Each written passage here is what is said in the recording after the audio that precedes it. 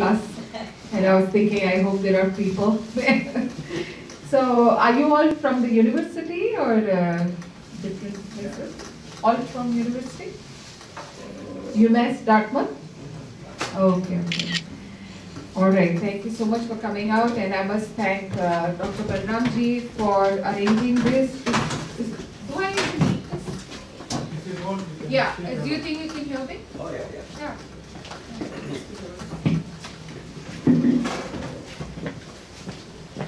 Yes. So welcome to this talk. I'm very excited to share anything and everything about Ayurveda all the time. I like to wear Ayurveda. I like to, carry Ayurveda with me everywhere I do science. Okay, thank you. So I'm very excited about Ayurveda, when we'll be talking about what is the relevance of such an ancient science in the 21st century. So we will contextualize a little bit, why are we talking about Ayurveda in the modern era of medicine and healthcare. So thank you Balramji for providing this opportunity. It's always a pleasure. You are very inspiring with all the work that you do.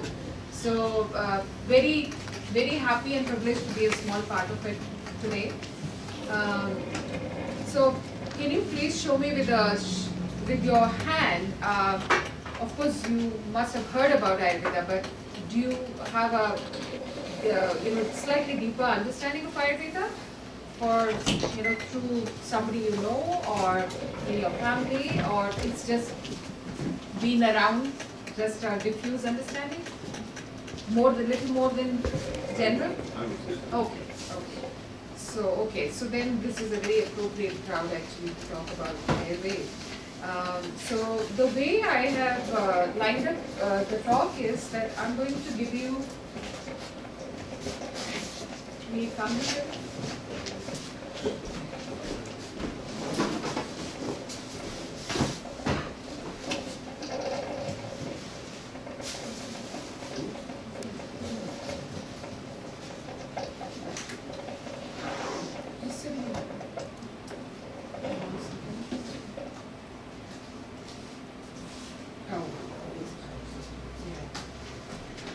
Okay, so yeah, this is some, compulsory jargon that I have to share. So this is meant only for educational purposes. This is not that, I'm not recommending that you leave your family kids advice and start following this. So this is something I need to share. Ayurveda is not licensed in the US, so this is something I want to declare. Okay. So the way I have distributed the presentation is, I'll give you a very concise overview of some of the key concepts in Ayurveda, because Ayurveda is very deep, very vast. It's difficult to talk about each and every aspect in a small presentation like this. So I'll just give you like a very distilled version of some of the key concepts in Ayurveda. And then we will talk about what are the current challenges that we face in the medical area, in the healthcare, in the medical practice. And then we will see how Ayurveda is relevant today, what kind of solutions Ayurveda can provide in the 21st century. So to begin with, let's understand what the term means. Ayurveda is a complex Sanskrit term. It's a sandhi of two separate individual words, Ayu and Ved. Ayu is life, Ved is science or knowledge of. So Ayurveda is that science or compendium which talks about each and every aspect of life. The longevity, the lifespan, how to live a very productive, high quality, functional life, along with the length of life. So each and every aspect of life is covered in this science. So just to bring it down to three terms so that it's easy to convey the philosophy of Ayurveda, I have come up with this. So if I were to describe Ayurveda in 3 words, I would say it's about personalization, promotion and prevention. and we are going to start in the reverse order. Alright? So what is prevention? Prevention is what we understand in today's modern medicine practice is prevention, usually correlates with screening.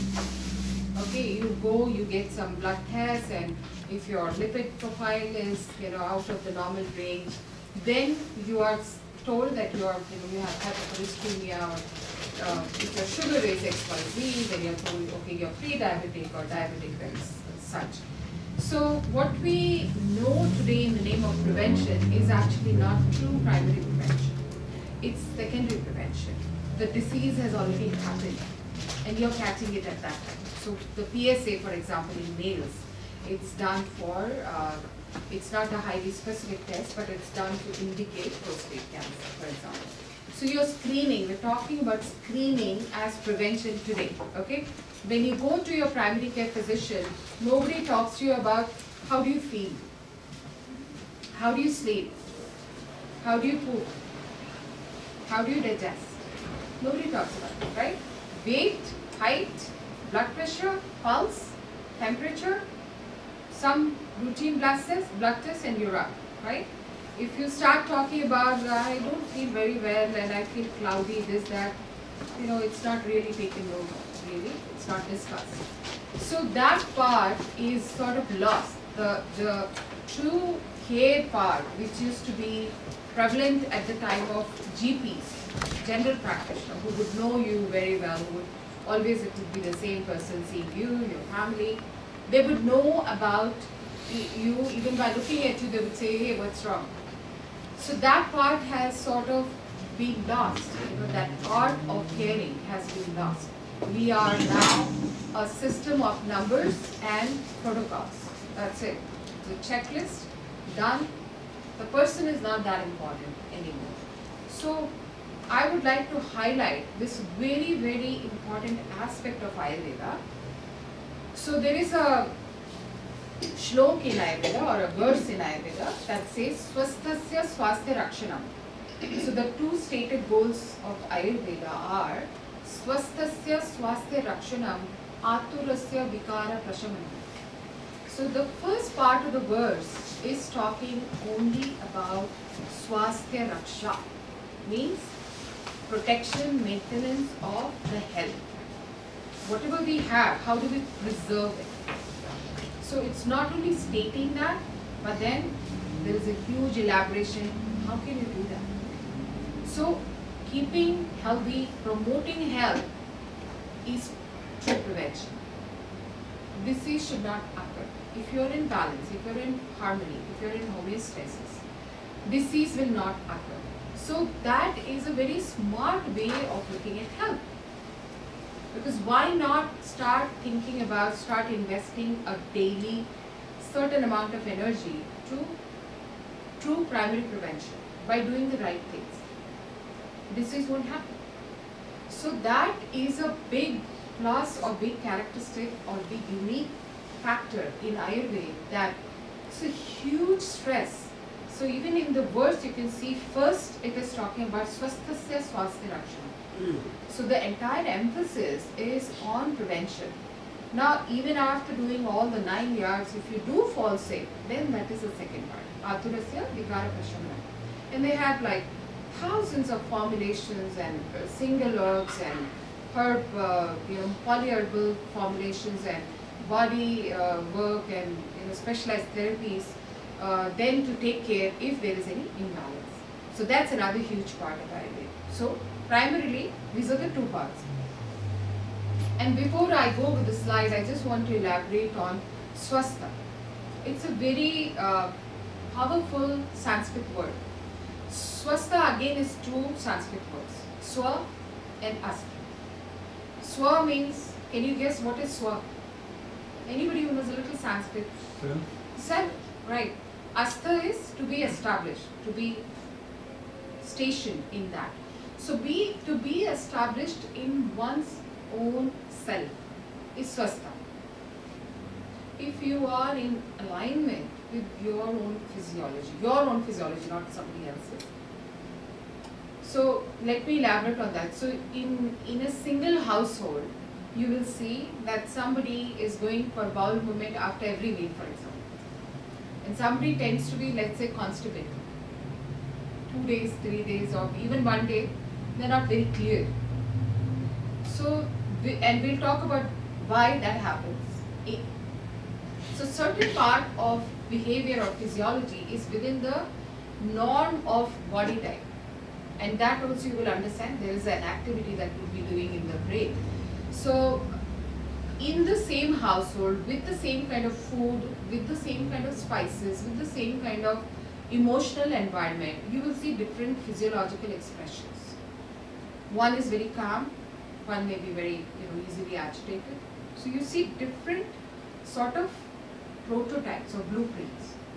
So this word actually is very important. Swastha, to be established in your physiology, not somebody else's physiology. Okay? For you, the norm may be actually going after every meal, but your sibling, their norm may be once in 2 days, maybe. So we'll understand that a little more better. But this word swastha is actually very key in expressing the major philosophy in Ayurveda, which is the philosophy of personalization or customization, unique body typing. So swasthasya, swasthya. Swasthya is health. So to be maintaining the health of the healthy, what do we do? Okay, so let's take an example of any machine or gadget. Okay, how many have seen the Indian sewing machine, for example? I sew, I made a top. Right. So there is a machine oil, right? Right. So I think for most of the machines you have some kind of maintenance, right? Cleaning, oiling, and just making sure all the parts are tuned up. Okay. Even for musical instruments you require tuning it. But what happens is that in the 21st century, because of the culture, the stereotype, the societal norms, we are getting very distanced from this awareness that we are also a machine. We need regular tuning in and maintenance. We've forgotten about that. It's all about schedule and this goal, and I have to achieve this and that. We forget that we are also a machine. Actually, we are a very delicate machine, right? Your washing machine can wash 6 loads of clothes. You can't, right? So this awareness is actually getting lost slowly, that we are also a machine. We require a regular maintenance.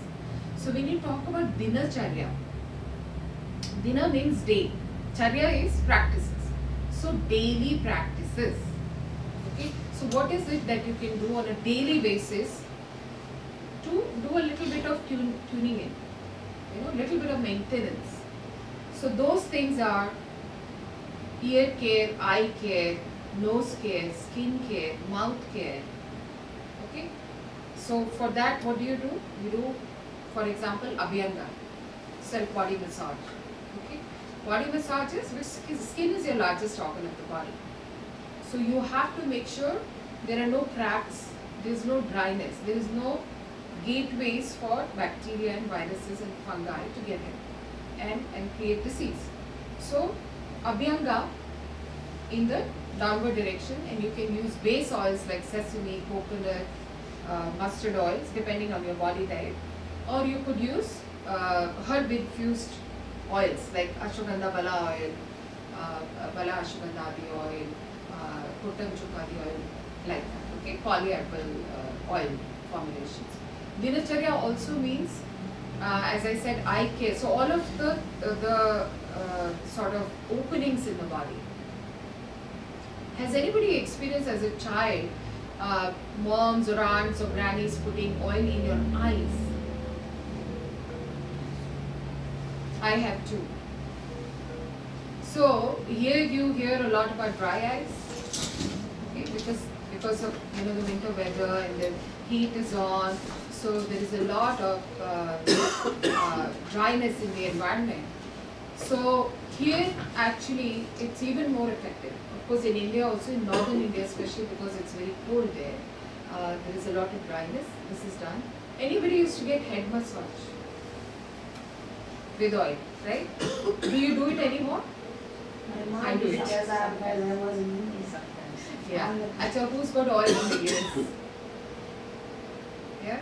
Okay. So, these are all the practices. Oil pulling, have you heard? Oil pulling, taking oil in the mouth and doing what you call, not a gargle, but really keeping your mouth closed and swishing. And then after 10 minutes, if you throw it, it's completely white. And there are studies on it. If you go on PubMed and type oil pulling, actually oil pulling, this entire ENT area where we have 37 marmas, vital spots. All these are addressed when you are doing the swishing of the oil. So it prevents any oral diseases. It's very good for your gum health. So receding gums, pyorrhea, etc. Very good. It discourages growth of bacteria in the mouth. Bad breath is taken away. And it's also good for all the nerves, facial nerves, trigeminal. So any, TMJ, anybody has, migraines, it helps. And it's very good for anti-aging. Any sagging and skin, wrinkles, they're taken care of. So just the oil pulling, I can do like a 2-hour lecture. So it's amazing how much of Dinacharya is described. Ritucharya. Ritucharya, by the same measure means what? Any guess? What does it mean? Seasonal regimen, right? How do you live? How do you change seasonally, right? Right now, again, we have lost that concept. Okay, even in December, if you're traveling, you will find watermelon, right? You will find it in the fruit buffet. But is it the fruit of the season? No. But now we are not thinking. Even though we have come from a country that talks about this, we are not paying attention, right? Fruit is available, I'm going to eat it. Okay, is watermelon cold or hot? Cold. That's why it's in summer, right? That's why we get watermelon in summer. Winter is cold or hot? Should we be having watermelon in winter? So that kind of connection we have lost. So that's a very simple thing, but very elaborate Ritucharyas have been described. How to eat, how to choose activities as per the seasonal changes. Okay. Then food and lifestyle as per body type, and that in a minute I'll elaborate. Anti-inflammatory foods and herbs, and Panchakarma, periodic in Sharad Ritu and Grishma Ritu, we do maintenance Panchakarma, and then for disease also we do Panchakarma. Age-related transitions, and in a minute I'll explain that. Sadvrita. Sadvrita is good behavior. So that's more for the mental health. Don't lie, don't be jealous, don't be hurtful, etc. Don't be disrespectful, etc. So 1P is done. Second is promotion. Now promotion means whatever you have, let's say you're born with X amount of health. How do you preserve that? Because you can become minus X very soon, if you don't take care.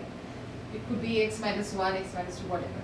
So if you have that X amount of health, at least you want to hold on to that and then build on it. So that is also explained in Ayurveda how to do it. Rasayana Vajikarana, have you heard about it?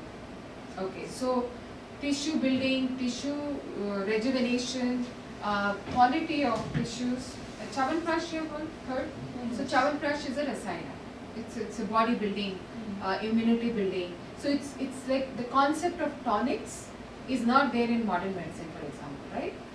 Only in Ayurveda you can find the concept of tonics. Liver tonic, brain tonic, heart tonic. Arjun, anybody heard of Arjun?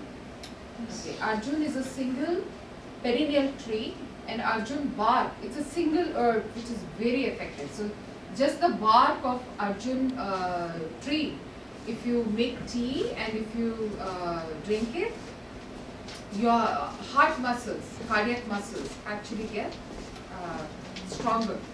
So anybody who's had a heart fail or myocardial infarction, muscles have become weak, you can give Arjun, and Arjun also is known to help drop the LDL. one of my clients had a dramatic LDL drop 100 by 100 points just by Arjun T. Now, because for that man, he came to me from Leahy Cardiology because he was very allergic to statins. So the cardiologist had no other alternate but to send to all, complementary options because he just couldn't take statin. He was, in bad shape. They can be neuromuscular toxic. So yeah, that was a very good experiment, man. So we have Bollywood therapies, beauty protocols, and anti-aging. So Jara Chikitsa or geriatrics, Jara, Jara and geriatrics, they are sort of coming from the same root.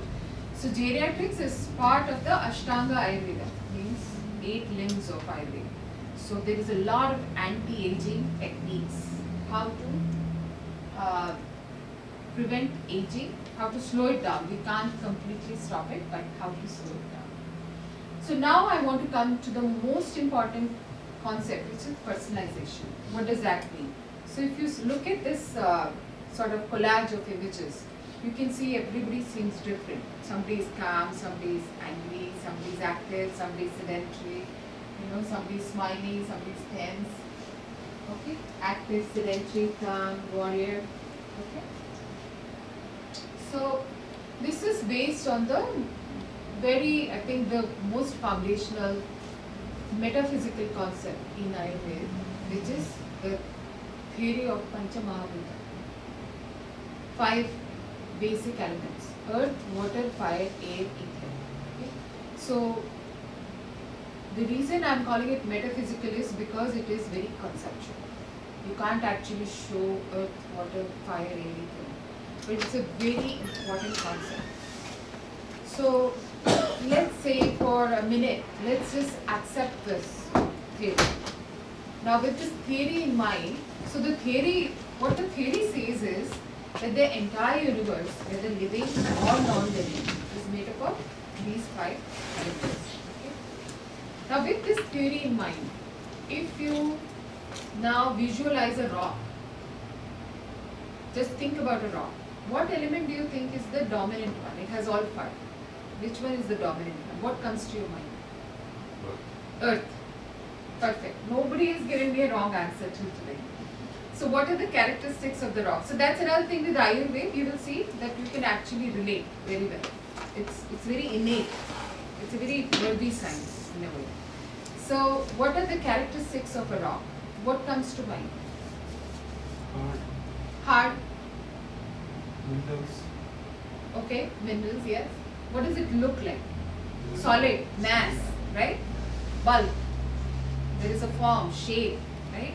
And also, if you leave the rock on the table, you're going to find just the way you left it. So it's inert, right? It's non-transformative, right? Now, if you think about a person, because what did we say? The theory was the entire universe, living and non-living. So now if you think about a person who is earth dominant, earth water is a certain prototype actually, I'll come to that. So they actually are very similar to the rock. What does that mean? They have a definite form, shape, size, bulk. What does that mean? Okay, comparatively they will have broad shoulders, big bones, big joints, big head, luxurious hair. So everything physical about them is very dominant and very conspicuous. And do you know somebody like that who may not be obese, but they're very large? Do you know anybody like that? We definitely know people like that. Maybe Dr. Ram or Mr. Ram, right? Raj. So Raj could maybe fall in that category a little bit, but I know people who are like that, who like are a picture of earth and water. So on one hand you have the earth water body type, on the other hand you have the air ether body type, which is thin, wiry, not much mass, more bones. You're getting the picture of two contrasts? The fire body type are somewhere in the middle. Most of these, achievers, mostly they are fire body types, go-getters. So coming back to earth water are considered to be the 2 very cooling elements. So earth, water people, just like the earth, the rock, does the rock look very intimidating? It just lies there, right? But a fire, does it look intimidating? It does, right? A rush of maybe water looks intimidating. But earth, water usually are very docile, very inert, very, calm type of elements. So earth, water people, as you can imagine, earth is a very heavy element, right? Heaviest, earth, water, fire, air. So earth in these people keeps these people grounded. So earth, water people are usually very stable. Just like the mountain, stable, grounded, calm, not easily stressed out. Okay? And so you can imagine that the earth element in them keeps them very stable.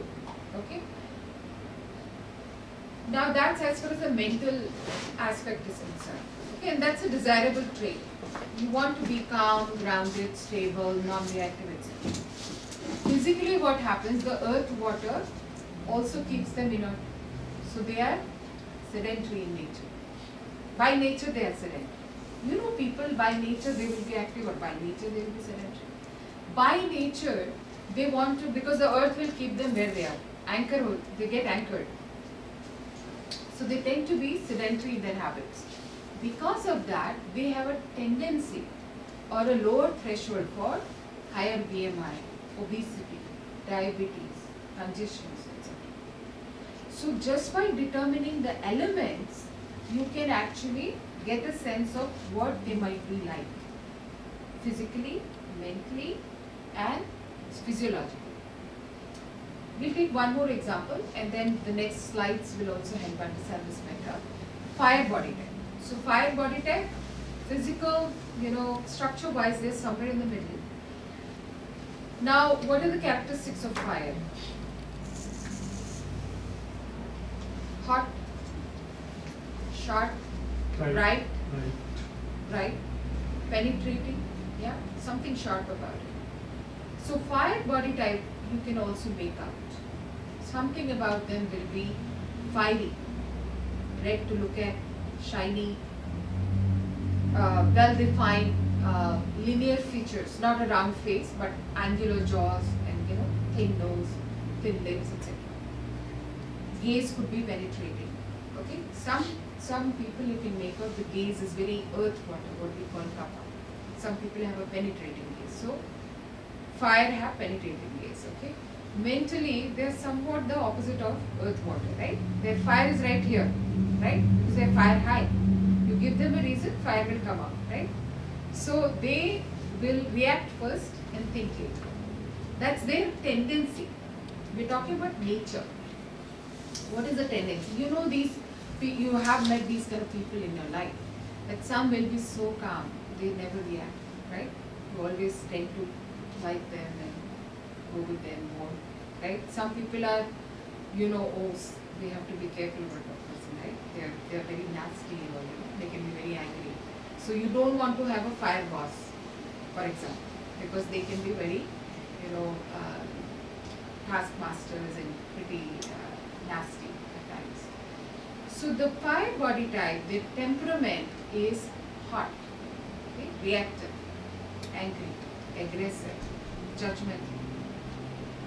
Okay. The good thing about fire is that fire is powerful, right? So fire makes them very driven, very ambitious, passionate. So they are goal setters, they are go-getters. So usually you will find fire body types in sort of leadership positions, project managers, political leaders, CEOs, etc. They're in a leading position. And also fire body types are able to assert themselves. Earth, water will be happy anyway. Oh, this restaurant, yeah, fine. That restaurant, yeah, fine. Fire will be like, no, we have to go here. This is what we have to eat. So very assertive in nature. So as you can imagine, the fire body type are prone to, see, fire when in control, it does great things, right? We are able to cook, we are able to transform things, manufacture things and what. When it is out of control, fire is destructive, yeah, it burns everything. So for fire body type people, the fire in them, when it is under control, fabulous physiology, great energy, you know, they're always active, driven, etc. When it is out of control, they burn internally. So internal burning is inflammation. So the fire body type are prone to inflammatory diseases, not obesity or diabetes or all that. Anyway, you have the itis, gastritis, colitis.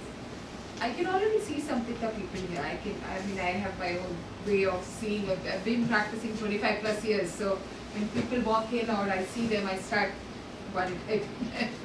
unknowingly. So the fire body type people, they are more prone to, or they are more susceptible to inflammatory conditions. As I said, gastritis, colitis, arthritis, sinusitis, red breakouts, hypertension, hemorrhages, like that. Okay, so I think you're getting a sense of what body typing means. Okay, so basically it's the understanding that everybody is born with their own blueprint. If you understand what the blueprint is, you can help them better.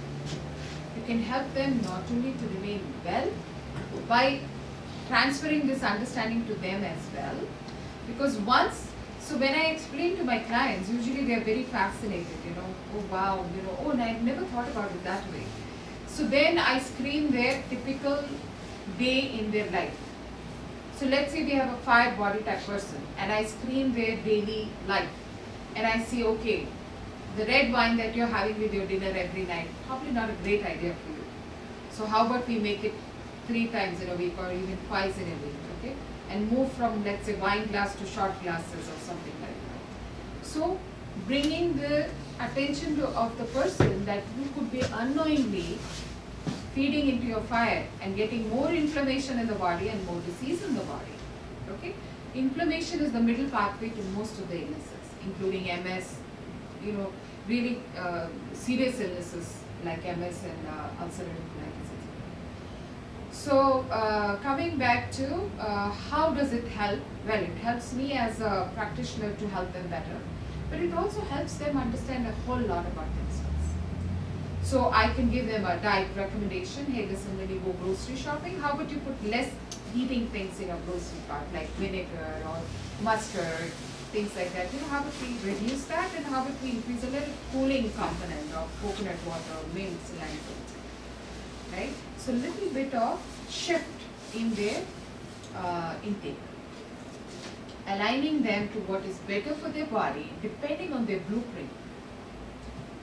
For somebody else, the blueprint could be different, the advice could be. So you see how the personalization is a very important piece, not only for therapeutic purposes, but also for wellness purposes. Because just if 20-something comes into my clinic and wants a wellness visit, and I'm able to tell them, hey, listen, you're fired. So how about we start taking care from now? And I have a lot of youngsters and even small-aged kids in my practice. So that really helps. In fact, sometimes it helps in very unexpected areas. You know, I've had one client in my workshop share a personal insight that once she understood all this, her relationship with her husband improved. Because she was Vata, which is air eater, her husband was Pitta, and means fire, not knowing she would feed into she would blow air into the fire, and you know, they were not having a very good relationship. So now, after understanding all this, she was first of all less judgmental about the husband, more forgiving, more understanding. She would move into another room when he would have that fiery spell, and he would just cool down. So that, you know, it can really help to that extent, really understanding the fabric of who you are. So these 5 elements express in 3 energies. Again, it's a framework. We don't dissect the body and see Vata and Pitta and Kapha. It's a framework of understanding. So Vata is ether, air, Pitta is fire, and Kapha is earth, water. In general, anything that moves in the body, including sensory impulses, motor impulses, everything is sort of pulled under Vata. So the nervous system, circulatory system, excretory system, menstruation, delivery, etc. Everything that moves comes under Vata. And I would like you to understand in a way that not only the macro movements but also the micro movements. So I would say in the intracellular movement across the membrane is also because of Vata. So understand it as a movement principle. Okay. So Pitta is the thermal energy, okay, thermodynamic energy in the body. Anything that requires energy, heat energy, so all the molecular reactions that are taking place, breaking down, building up, all of that is all hormones, enzymes, digestive juices, everything. Those principles fall under Pitta. Kapha is more stability, growth, structure, as you can imagine, earth, water. It's all about grounding. So we talked about natural variations, okay? So you can be born at the any problem? Any problem, Dr. Raj? Problem? No. I was just asking. I could not see well. I'm bored better if everybody can see that. Oh, okay. And let me know the time also. I don't see a clock here. Yeah, it's good. Take a break. It's good. Okay. All right. So coming to little bit of closing this topic of personalization is that first of all it helps you understand. So it's like a Ayurvedic DNA typing, you can say. It's not exactly DNA typing. I'll be talking about personalized medicine, which is an emerging field now, where genome mapping is being done to understand the uniqueness of the individual. This is a 4,000 years old, at least 4,000 years old science, and they have talked about mapping the individuality of the person back then. Very strong, ancient, and very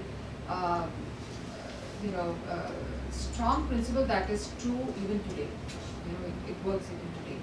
So one thing is that at the time of birth, your prakriti or your sort of Ayurvedic DNA is decided. It's determined. Okay, what you're born with. So your prakriti doesn't change. So let's say a fire body type. Prakriti is what? Heart. But by practice,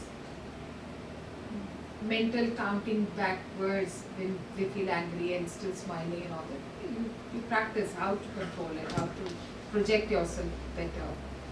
But let's say you have a boardroom meeting, that's a stressful one, and all those things come down. So you're bare, you're what you are.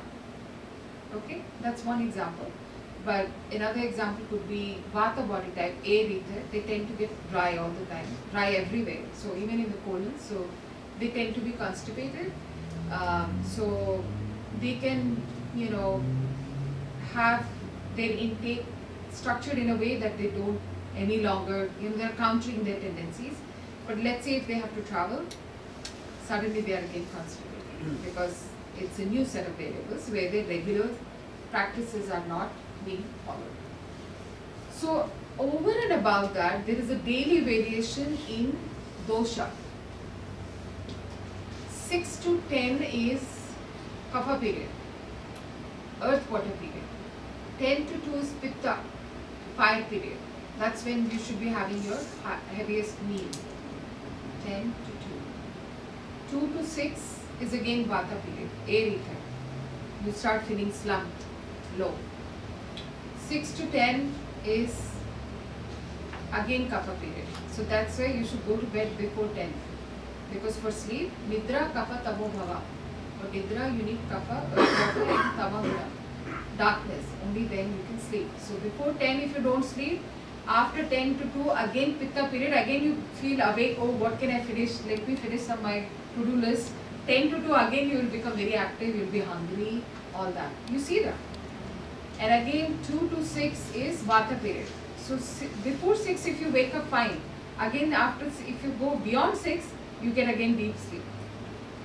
So it's very verifiable, these classifications. Seasonal variation, Grishma, summer is pitta period, winter is kapha period, and varsha ritu is vata period. Age-related variation, 0 to 25 is kapha, you're building, you're growing. 25 to 50 is pitta, where you need that drive to go out, get bread on the table. 50 plus is air ether, where you are supposed to tune down and assimilate, basically dry out. So this is the most important concept. I like to really highlight the concept of body typing. It's very, very helpful in getting a very targeted approach for health as well as wellness. So if the individual follows the diet regimen and lifestyle according to one's body type with an awareness of the daily seasonal variations, diseases can be kept at bay. And if deceased, even despite all this, one can manage it to the most optimum health. So these are some of the tendencies which I have already articulated. Vata will be more, see, Vata is air, right? Air is light. So these people are always jumpy, fluctuating and restless and fidgety. They can't say, you know such people, right? They'll be very restless all the time, very fidgety kind of people, but very creative. And they dry out very easily, so they can have dry skin, dry joints. So air sounds and degenerative diseases are faster in these people. Pitta, as we have already talked about, these are the tendencies, and Kapha, we have already talked about. Okay, so we'll do a quick activity where you all have this. This is a very short body type questionnaire. Don't go by it completely, but it will give you a glimpse of how fascinating this can be. So we'll take about 5 minutes. If you want to just put numbers to it and do a tally at the end, and you can have in all three. You all have that activity. To give you a little bit of a teaser into what this can be. My body typing form is 5 pages, multiple choice. Not 5, 6 pages.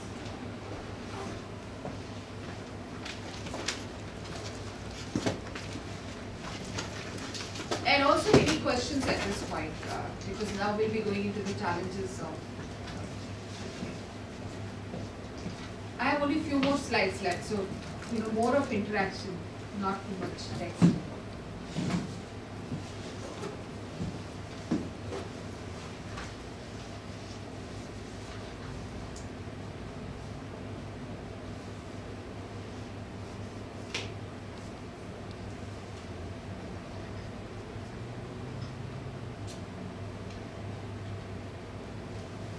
So, Seem Gupta ji, I know you have finished it, right?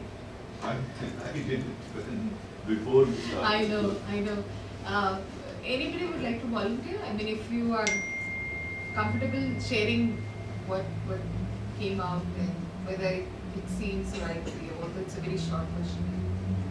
My case, Kapha is 6, Pitta is 2, Vata is 1, and 1 I could not answer. Okay. So does that sound right for you? Are you like very calm and? I can't say. Okay. Do you like to be more restful usually? Yes. Okay. Yeah. I like what body type I am, but I would like your opinion. Can you guess what body type I am? Yours?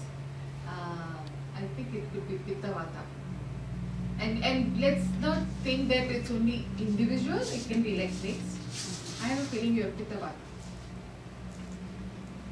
Combo.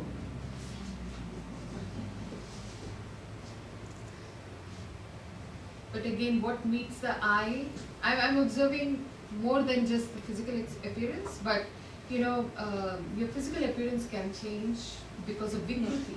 My husband is a Pitta for sure, I know, and I am a Kapha.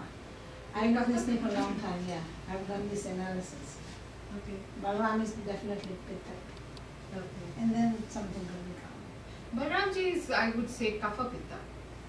I don't know. He's not at all Kapha.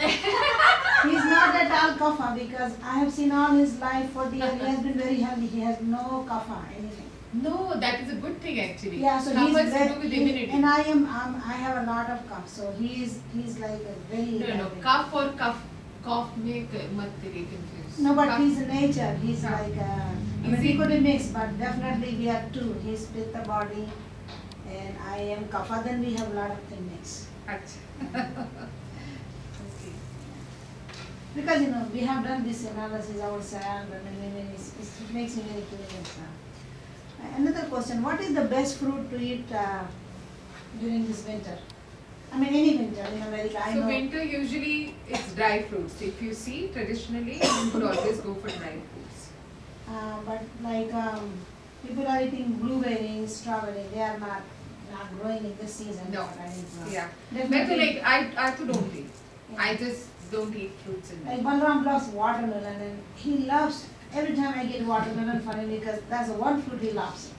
He loves mango all the time, and he would buy, he would eat it, right? But I think if you eat just dry fruit, it's just a fiber problem. You do need to have some No. just fruit, no? No? That's all a myth.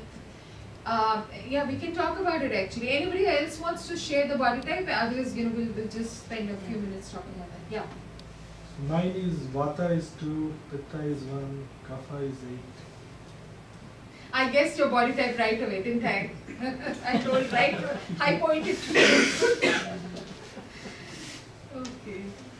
All right. Although there is few points which is not very Nee, but matching, dominantly I think yeah, you are. like Not slow all will digestion, match. my digestion is good. Yeah, not all will match. Yeah.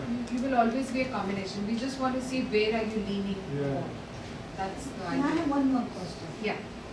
I've read about it, heard about all the it, three. and I fast So you are a lot. Pitta or From Kapha? the childhood. Kapha. Definitely twice a week I did for 25 years. Mm. And then I do at least 1/3 of a month, like Ekadashi and every Friday. Basically, I abstain from grain. Okay. And I've heard about it when people do a lot of fast, they have tendency of weight gain because if your metabolism is slow, mine is slow, I know that. With the age, of course, you gain. When you are young, you don't gain weight. After 30, 35, you know, so that's it. So, what is your thought on that? No, not at all. I have never heard it, and it's not a principle. There's nothing in Ayurveda? Nothing in Ayurveda is bad, right? No, I think fasting is- No, fasting comes under Landhana, Apatarpana. Yeah, that I know. Yeah. So it has, any break on your system is good. If you carry it to an extreme end, still it cannot correlate to weight gain. No way. No way. Just one look life I've read somewhere. I don't believe in that. I still do that. No, but, yeah. and actually, all my life I have fasted, and some of these people are probably witness. I had a party on Friday. I fast. I don't eat. But that I have tremendous amount of energy, cook and clean and everything. And the day I eat is I'm more, Sluggish. So all, some of my friends, like And there's that makes another friend, T.K. Roy, Professor T.K. Roy, Rekha, you're not eating, many other friends. I said, no, that was the best date, I'm not eating it, but No, but that makes sense because if your it's so system, full of energy, I if your felt. system is not burdened, because we don't give our system a break. When you give it a break, you will have actually more energy. I find the day I fast, I have so much energy, I have less sleep, less sluggish. Oh, too much, anything I can do physical. Yeah, you should fast periodically. That's a good idea. I mean, not everybody, but I do it, because that's how my parents have been, and we just aren't it. Right. So I'm confused with all these things because I got 2 for Vata, 4 for Pitta and 4 for Kapha. So what I am? Your Pitta Kapha. And that sounds actually like you have a very Kapha body, Kapha face, Kapha features. And you could be Pitta also, physiologically and so on. Okay, so what is better? What food is better? Or Oh, what food is better? Food is better and what time of the schedule? Like, what should be the better time for me to go back to bed or Yeah, or something? So today we won't go into detail of that because I just want to make sure that we sort of complete the role and relevance of Ayurveda. But I do want to say something about Sugar bean. what was the question? Fruit, right? So what I want to say is one thing that the most important thing that I would like to highlight today is that if you want to step back after the presentation today and introspect a little bit, how many things are you blindly following in this country? What were the things that you traditionally saw being done in your own families? What has been the disconnect? What has been the result? I would like you to introspect. And I would like you to at this point guess my age. Not that I want to show off, but I want to get you to guess my age, and I want to share a few things that I am saying to you. And then we'll go on with the slides. It's okay. Can I ask? You said In 38. addition to what Rekanti was saying, when I was doing my PhD, so I was leaving my home around 6 or 7 o'clock without having anything for breakfast, or maybe just water or maybe one apple. That's kapha. So, Kapha don't feel hungry in the morning. yeah. They So, never feel so hungry. but my weight gain start from that time. That's what I'm You saying. too, It has you happened to will, me. no. You too will breathe also, you'll get weight because you have so much earth water. It has happened to me. I worked 20 years, never ate anything till 2 o'clock because in the morning I'm making 4 lunches for my 3 kids and my No, but the husband. people who are eating are also gaining weight. So this is what And nothing I'm to do gone. with your And eating. it was 2 o'clock. So Balram said, wait, all my life I never had food and never felt like eating.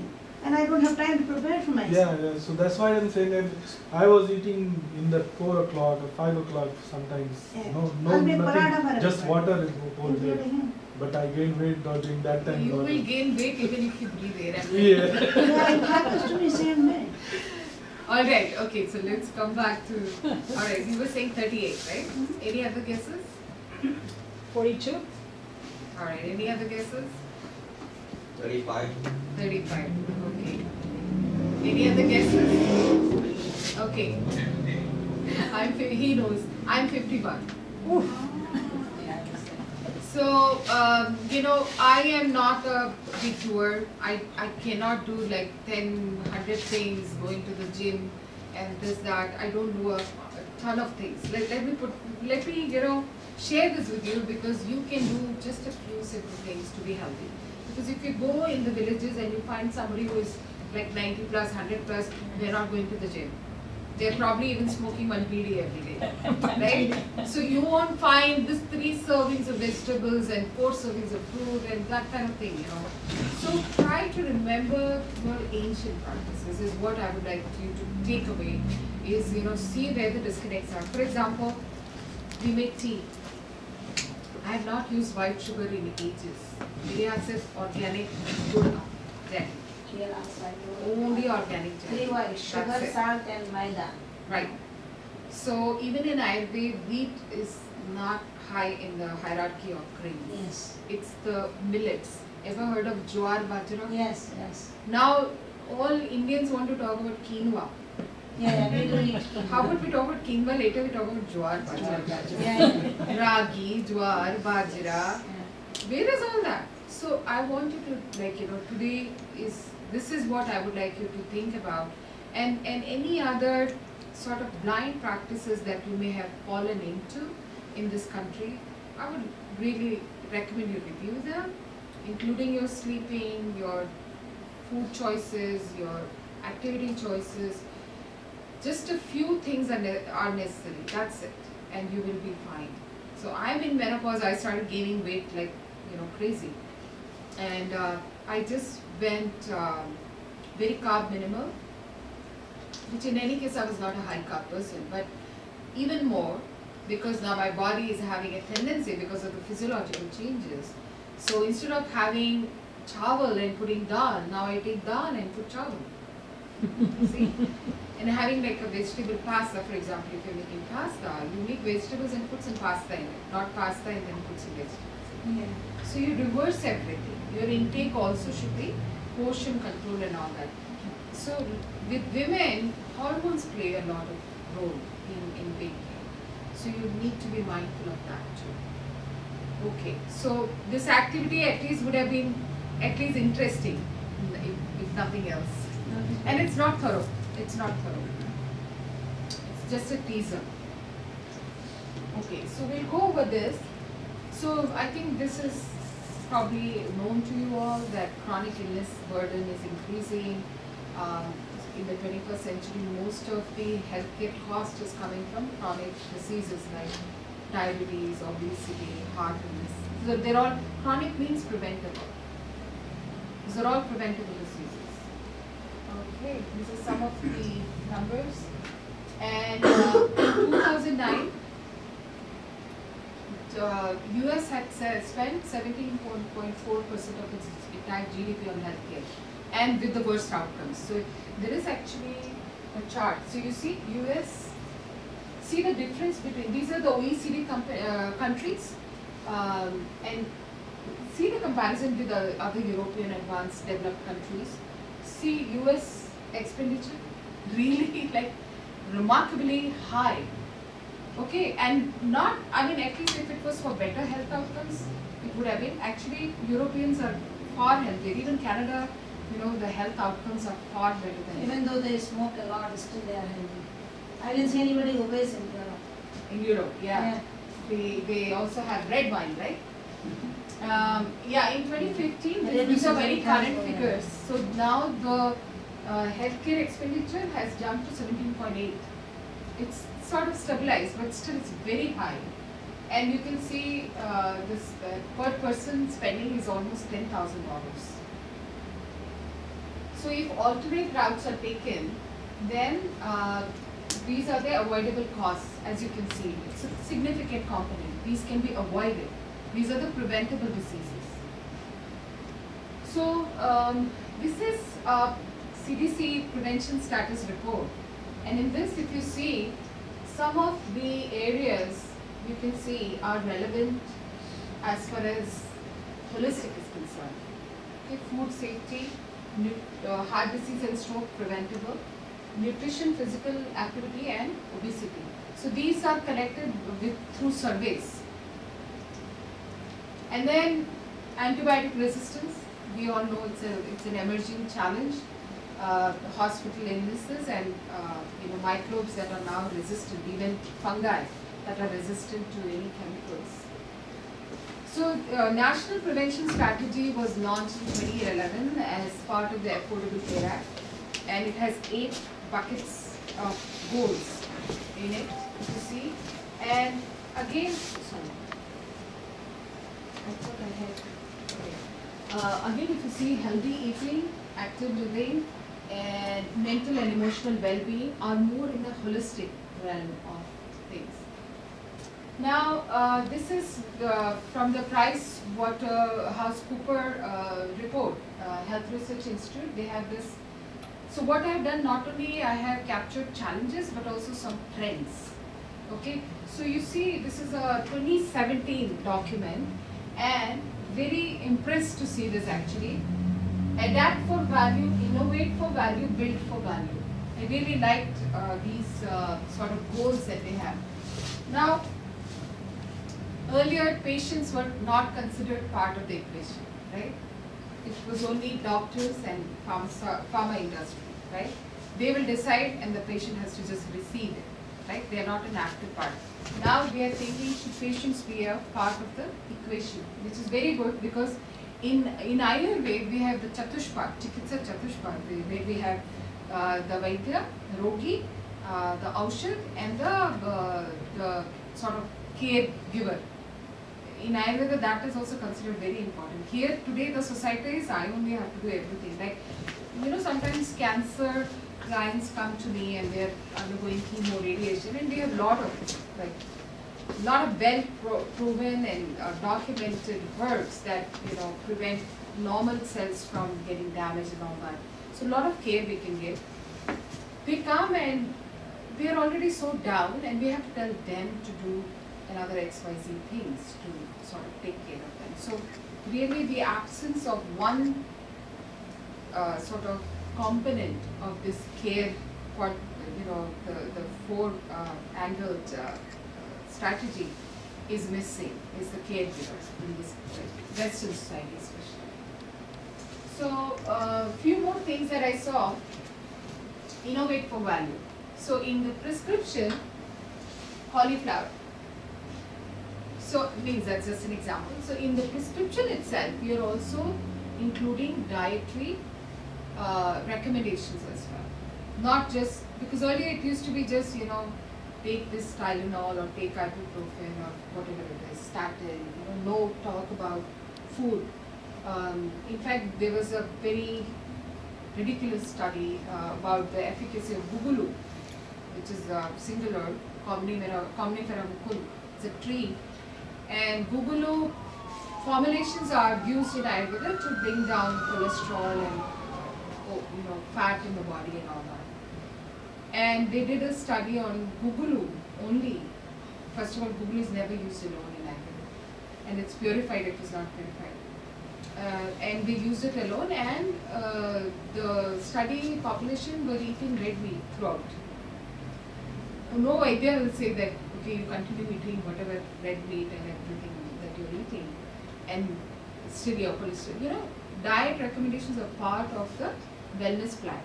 So this is an important thing that's coming up on the charter finally, and this is again I like very much a year of new partnerships and collaborations, preparing medical students for work in a value-based world.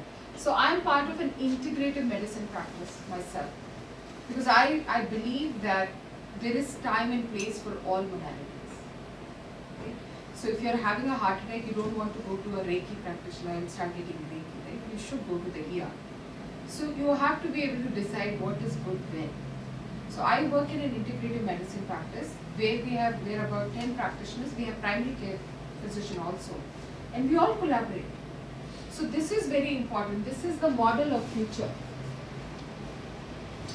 Partnerships and collaborations.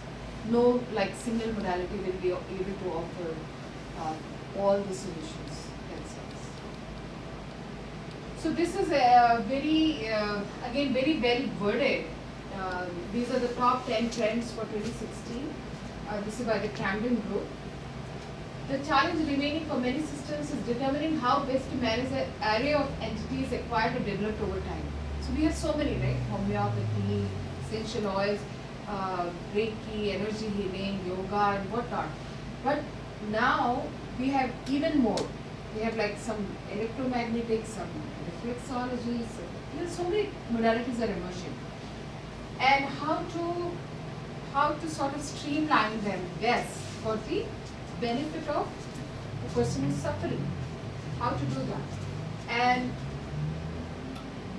the real winners here will be those that manage resources and care across the continuum effectively with a focus on the patient.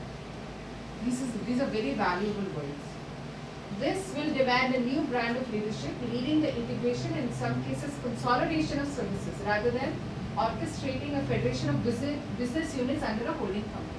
So you can have an integrated clinic, you can have Yoga One is doing their own job, massage is doing their own job, but they're not collaborating. So that doesn't serve the purpose. For example, in our clinic, we actually have team meetings every other Tuesday. We actually discuss clients, what can be the true integrated care. Unless we have that dialogue, we really cannot provide a true integrated care.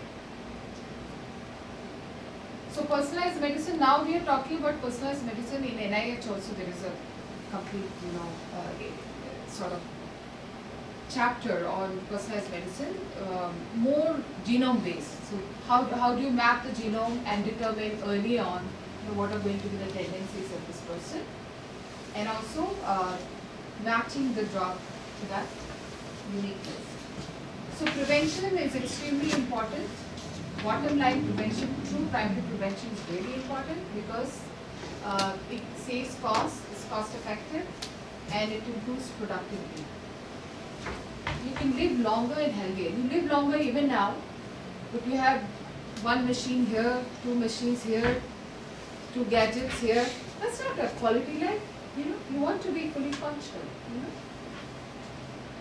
And you're having pills by the, you can fill up the cup, right? So many things. So why Ayurveda? This is my last slide. So this is knowledge accumulated over centuries. I think one of the errors what the medical science made 200 years ago when the antibiotics were discovered is all the knowledge collected over centuries was discarded as if it was never there. Nothing was taken from it. Now that some challenges are being faced, now people are looking back. For example, the West is all gaga over turmeric.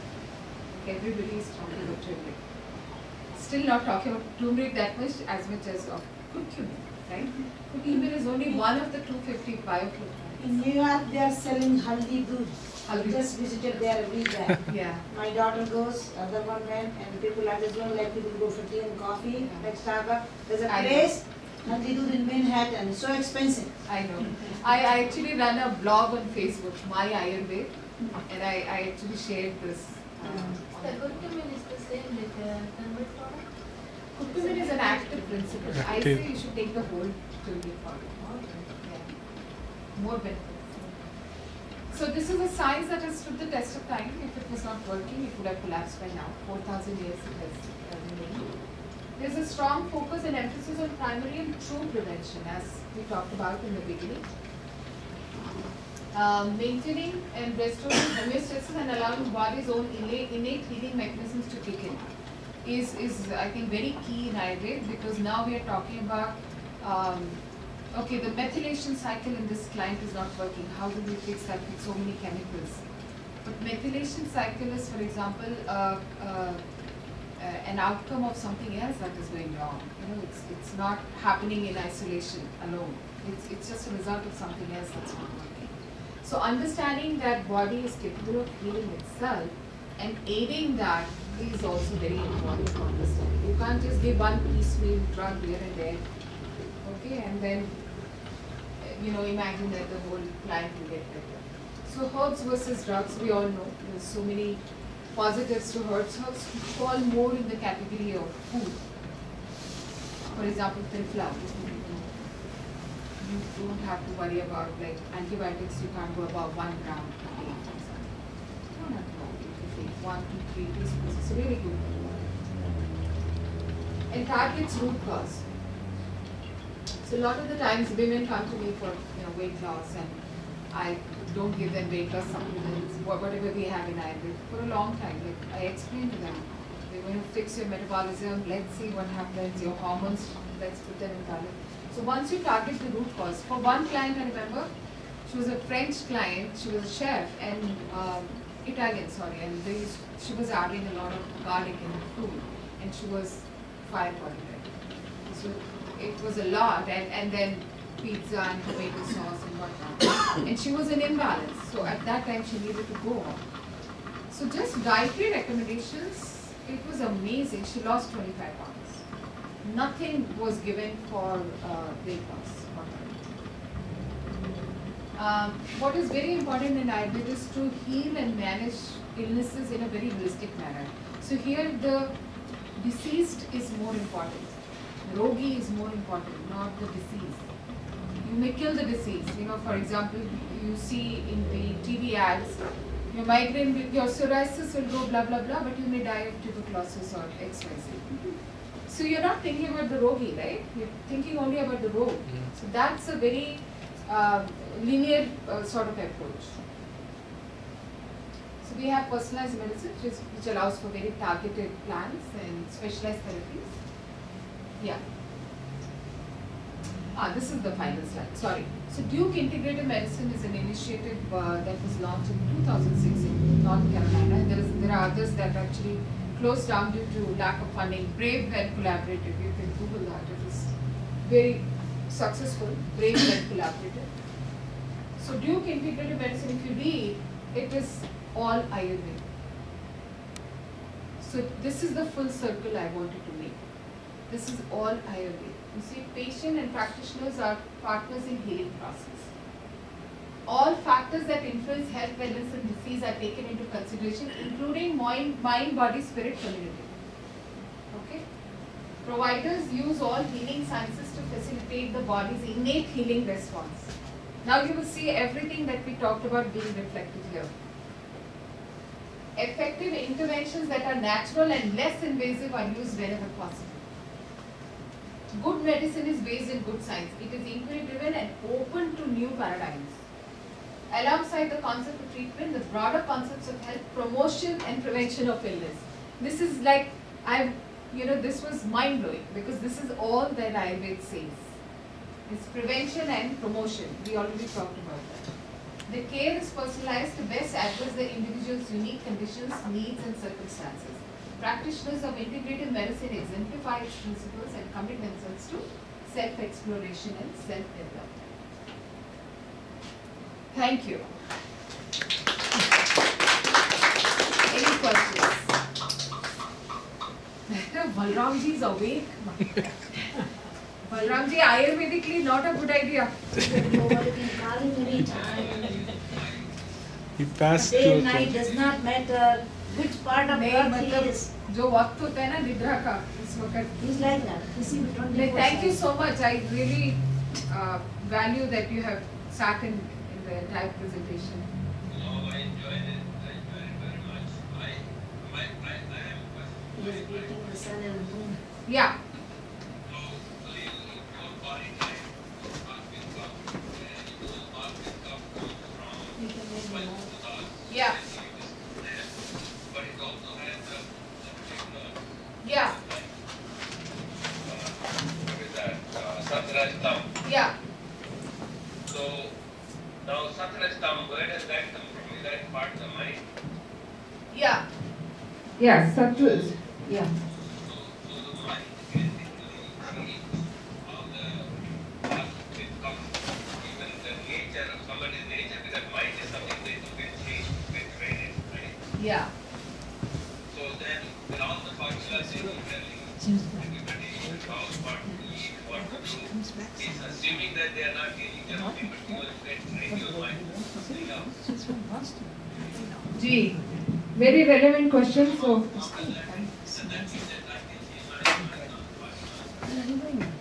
No, so yeah, Balramji is asking the question that Sattva Rajas Tamas. That was another, it would have been another new concept, so I did not include it, but there is this three gunas, Mansik gunas that we talk about, Sattva, Rajas, Tamas. And all three are considered as gunas, but they can be doshas also. So sattva is the most desirable guna or quality, where sattva is it's more kapha-like, more welcoming, embracing, grounded, strong, stable, etc. Rajas is more active and with some kind of activity and passion. And tamas is darkness, confusion, okay? So, Balramji is asking how does that play into the, the body type and all that. So we do have Mansik Prakritis also. There are 16 Mansik Prakritis, which I did want to, bring it in today. But as far as the power of mind is concerned, yeah, I mean that does not change the Prakriti. The power of mind is always higher than the power of the body. So the body, the conditioning of the mind can override the tendencies of the body. So, then it goes into the Panchakoshas, the mind and the energy body are more stronger than the physical, the Annamaya Kosha, that is the weakest part of the limb. So that can be, of course, overridden by any of these other koshas. But yeah, power of mind. So with meditation you can actually, so I feel most of the people in today's world are not even at the level of awareness of connecting with their Annamaya Kosha. So that's where we start the conversation, and then we can take it to Manomaya Kosha and the higher koshas. So with mind, like age, like with Ayurvedic thing,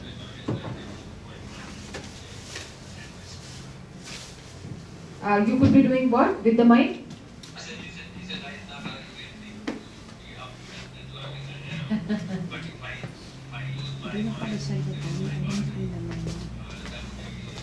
would be just mind Ayurvedic also, because Ayurvedic is just only explaining what different elements, or it just interplays. So, I mean, heart and mind is the Atma, right? Atma, because what's happening, then you can even do a lot more.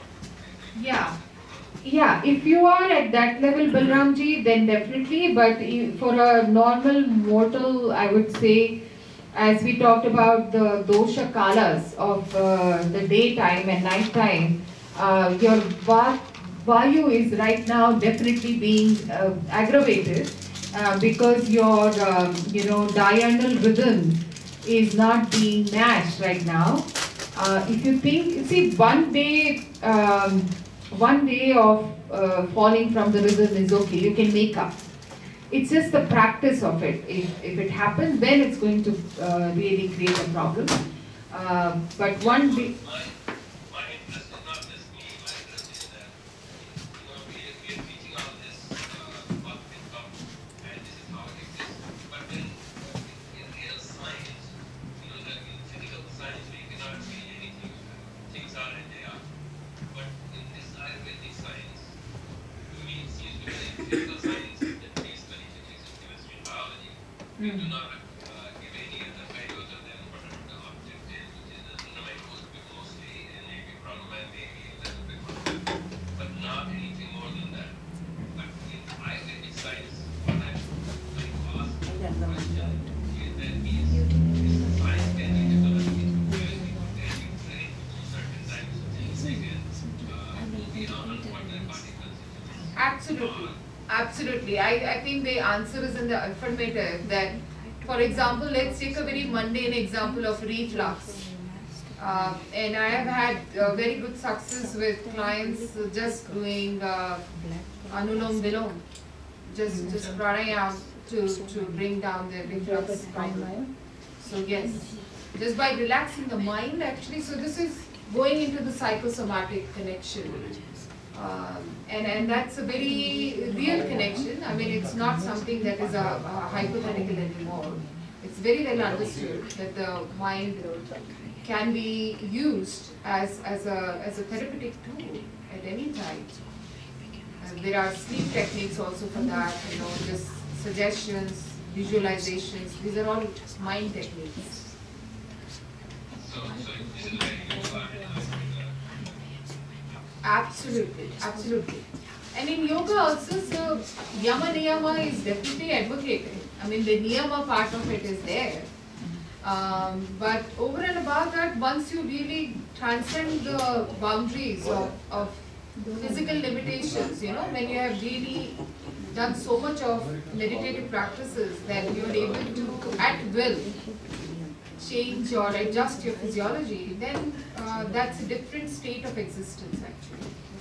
But people are far from it. So, I mean, with you the level of discussion probably is far different than from a, normal average person. Yeah, I just wanted to ask that because I think we are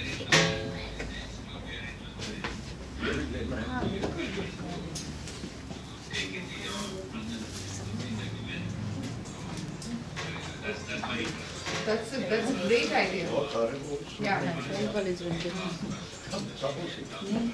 Okay. So any questions? Any questions at all at this point? How did you find the presentation? Was it helpful? Yeah. Yes. So I have a question about that cycle, 6 to 2, 6 to 10, 10 to 2, like that. But every body has different circadian cycle. So how does that Ayurveda explain that thing? So this is the average dosha cycle. It's not that at 10 o'clock the dosha will suddenly change. It's like, what is the flow, peak average of the dosha. So this is more like a average behavior of dosha. But some people like to wake up in the night. They want to do work in the night more compared to Life is day. different from what your body evinces.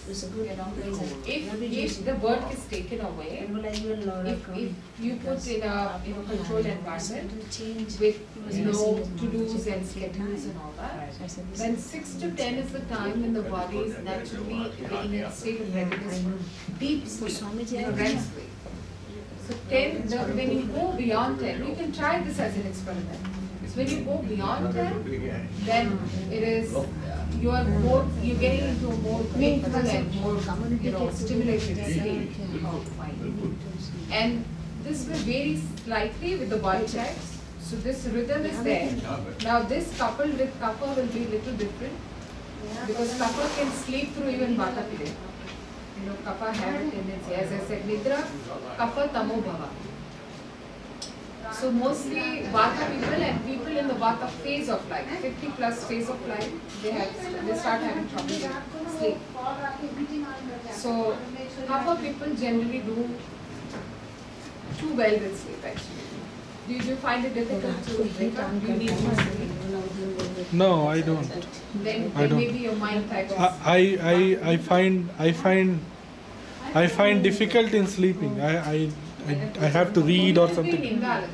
Yeah. It could be in Yeah, imbalance. I have difficulty sleeping, but I never use alarm to wake up for any reason. See, right now, most of us, we are in imbalance because of the stress, because of, we have really no structure of eating, of sleeping, no structure left, right? And so much electronics, like status is being checked even at midnight and whatnot. So that is like a interference with the normal tendency of the body. So only when you are in a controlled environment, you can truly stress this, right? Stress affects your sleep. So most of the people actually suffer from insomnia of some degree. Even if they're able to fall asleep, the quality of sleep is not good. That's a very common thing that I see. Very few people are sleeping well. Good sleep, restorative sleep. So that when you wake up in the morning. So can you repeat what you were saying, like before 10 go to bed and what time to wake up? Anytime before 6. That is called the Brahma Muhurat, means before the sunrise. But If you get somehow I up, feel like if I wake up like before 6, I have a headache. I don't know why. no, don't force yourself. So that is the general thing, and then you discover your own groove or rhythm. But that you will discover only when you are devoid of these external interferences of schedules and deadlines, project submissions or whatever it is. Because